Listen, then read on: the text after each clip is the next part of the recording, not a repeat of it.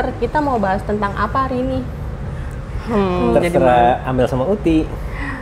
Bener nggak sih dok, kalau rajin bercinta itu bisa bikin awet muda? Oke, boleh. Tapi nanti kalau kepengen gimana? Nggak mungkin lah dok, tenang aja. Oke, Amel sama Uti, saya jawab ya pertanyaan kalian ya. Jadi memang kita sering baca di artikel-artikel populer bahwa rutin bercinta itu bisa bikin awet muda. Ada yang bilang bercinta seminggu 2 kali bisa mengusir stres, seminggu 3 kali bisa bikin jantung sehat, seminggu 5 kali bisa mencegah kanker, dan lain-lain. Nah, itu semua tidak berlandaskan bukti ilmiah. Jadi berhubungan seks itu tidak secara langsung membuat kita awet muda. Tapi memang kan secara tidak langsung kalau kita bercinta nih, itu artinya tubuh kita dalam kondisi fit. Perasaan dan mood pasti bagus kan? Kemudian hubungan dengan pasangan juga lagi baik. Jadi background sehat itu menimbulkan aktivitas seks yang teratur, dan aktivitas seks itu sendiri kan seperti exercise, membuat kondisi tubuh kita jadi bugar, kemudian terjadi pelepasan endorfin, membuat kita bahagia. Jadi kayak begitu Amel sama Uti ya. Jadi hubungannya tidak secara langsung. Kalau kita masih jomblo atau belum punya pasangan,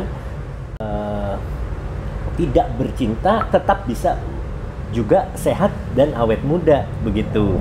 Kalau bagusnya itu dalam hubungan yang udah nikah nih ya dok, kita tuh bercinta harusnya itu seminggu berapa kali, ada itunya nggak dok?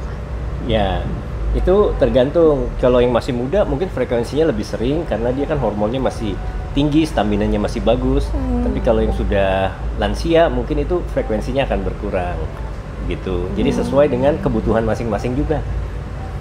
Gitu.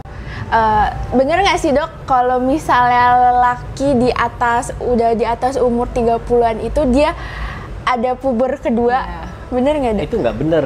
Oh, ya. itu nggak Jadi bener. biasanya memang kalau misalnya di atas umur 40 ya Mel ya, laki-laki biasanya sudah mapan, keuangan sudah cukup. Nah itu memang biasanya banyak godaan gitu. Jadi seolah-olah ada puber kedua. Padahal secara fisik atau secara biologis itu tidak ada begitu. Terus dok, kalau buat kita yang muda ini tapi belum nikah, gimana cara menyalurkannya dok? Nah, iya itu pertanyaan yang bagus ya. Jadi buat yang masih muda dan belum nikah, energinya itu harus kita alihkan ke hal-hal yang positif. Seperti olahraga, berkumpul bersama teman-teman, berkarya, dan lain-lain. Jadi sebenarnya menikmati aktivitas seksual secara mandiri itu juga boleh aja.